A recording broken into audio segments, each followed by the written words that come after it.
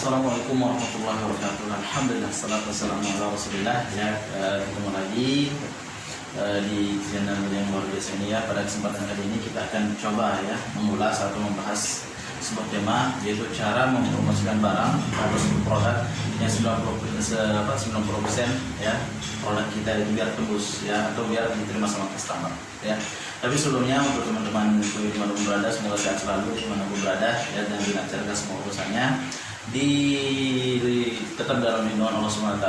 Dan untuk teman-teman yang sudah senior, bukan bermaksud atau tujuan untuk menggurui, tidak ya, melainkan ini kita sebatas untuk sharing ya.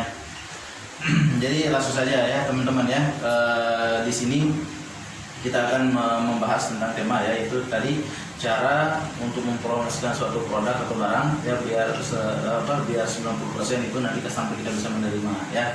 Yang pertama itu setidaknya ada 5 ya. Yang pertama adalah kita harus punya perencanaan ya, dimana kita tahu sendiri teman-teman ya. Jadi perencanaan ini penting sekali ya. Jadi pada saat kita melakukan untuk aktivitas untuk besok paginya, itu usahakan kita buat perencanaan itu bukan di hari hanya, bukan, tapi usahakan paling tidak itu di malam harinya kita sudah ada perencanaan seperti itu ya. Karena apa? Karena perencanaan menentukan teman-teman ya. Jadi ibaratnya gini, kalau kita tidak punya perencanaan, nanti kita tidak tahu ya apa yang harus kita kerjakan, berapa yang harus kita berapa harus terjual, tidak ya. Jadi perencanaan itu ya, paling tidak lah contoh perencanaannya bisa jadi target untuk penjualan besok pagi itu berapa ya, itu harus pas ya, itu harus ada dalam perencanaan. Terus yang kedua yaitu adalah bagaimana caranya kita harus menguasai ya, atau menguasai ilmu tentang produk ya.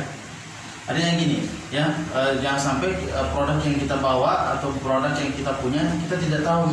Contoh ya, ilmu produk itu bukan berarti ilmu tentang apa, tidak ya, tapi di situ kita lebih ke kelebihannya ya, manfaat dari produk yang kita punya itu minimal sekali kita harus paham ya, kita harus kuasai ilmunya.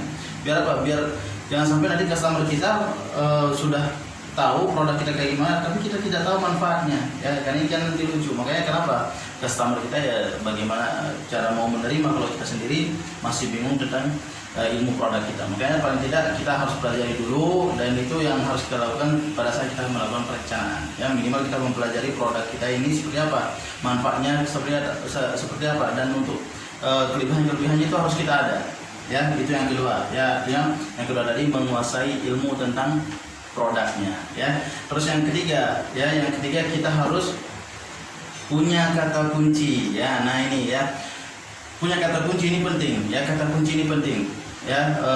Sering ya padahal produk kita ini sebenarnya sudah terkenal sekali ya, sudah terkenal, sudah banyak orang yang tahu. Dari segi manfaatnya sudah bagus, apa segala macam sudah bagus. Ada banyak sekali di masyarakat atau orang-orang yang sudah tahu tentang produk kita. Cuma kenapa pada saat kita menawarkan mereka tidak menerima? Nah inilah tempat kita dibutuhkan namanya kata kunci. Ya, kata kunci itu apa? Jadi untuk memblok mental customer kita biar jangan sampai dia berpikir aneh-aneh. Nah seperti itu ya. Kenapa salah satu penyebab produk kita tidak laku atau tidak bisa closing atau tidak apapun bentuknya ya, itu karena apa? Pertama, salah satu faktornya adalah karena customer kita ragu. Ya, setuju ya? Karena customer kita ragu. Makanya biar jangan sampai customer kita ragu, bagaimana caranya? Dari pertama contoh nih ya, perkenalkan nama saya ini, dia dari ini, tujuan ini ya, kemudian kita lagi contoh ada informasi tentang apa segala macam ya, dan di situ harus kita sisipkan atau selipkan kata kunci apa? Ini Bu atau Pak, alhamdulillah ya produk kita sudah ada sertifikat boleh, sudah ada BPOM-nya, sudah juga BPOM-nya sudah ada. Jadi ini adalah kata kunci ya, biar apa? Biar customer kita tidak berpikir aneh-aneh tentang produk kita ya. Nah dengan sedikit tidak itu sudah meminimalisir customer kita berpikir untuk apakah produk ini kayak gini kayak gitu ya, paham ya. Tapi minimal nah itu ini hal sederhana ya, hal sederhana tapi kalau kita lakukan ini hasilnya luar biasa ya. Itu yang ketiga. Oke, dan yang keempat ya, yang keempat ini adalah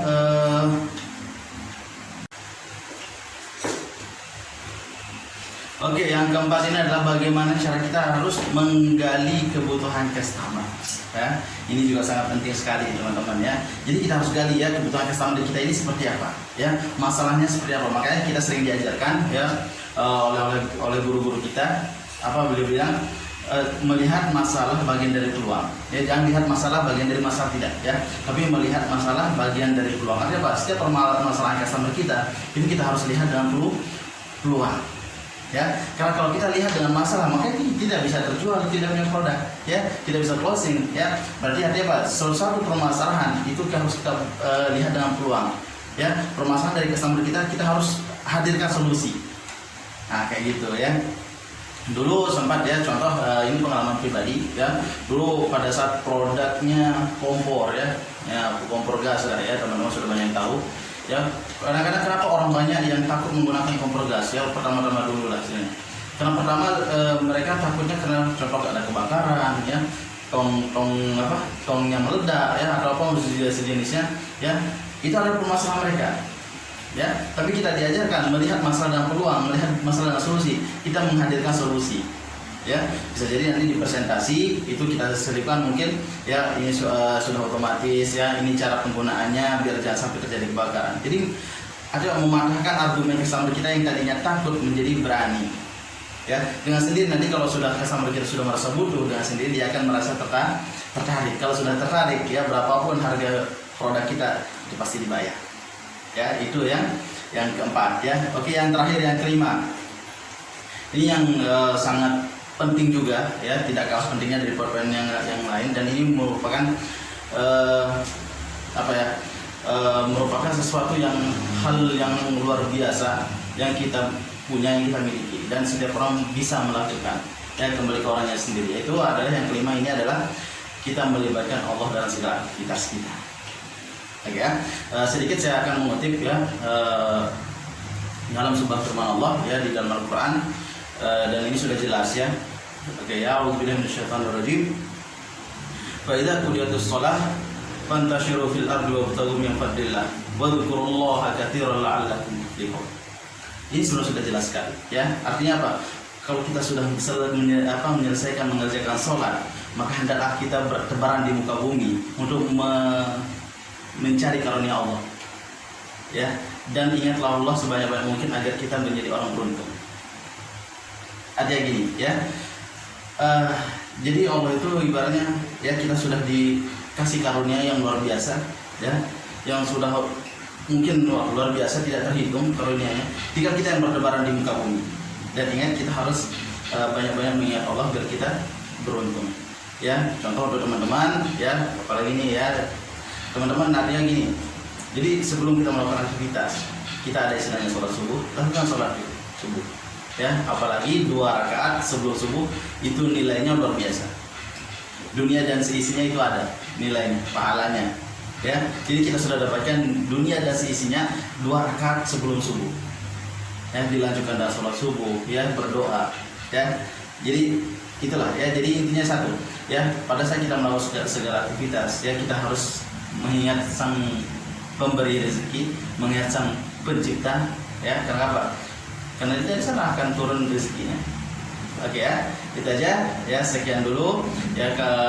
Jangan lupa bantu terus ya, dukung terus channel ini biar terus berkembang dengan cara subscribe, like, share, dan komen ya.